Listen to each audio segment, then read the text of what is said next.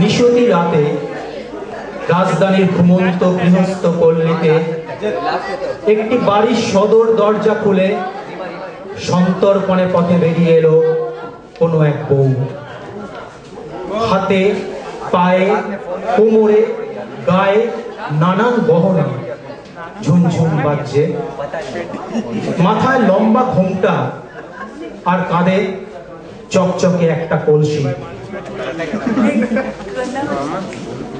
ঘোমটার ফাঁক দিয়ে চারিদিকে লক্ষ্য করে নিয়ে বউটি কোমরটিকে একটু বেশি বেশি দুলিয়ে বেরিয়ে যাচ্ছে।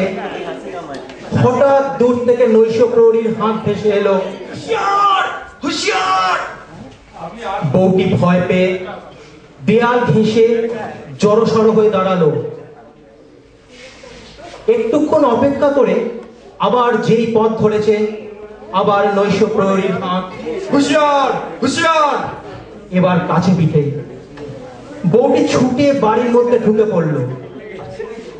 হাত খোলা দরজার ফাঁক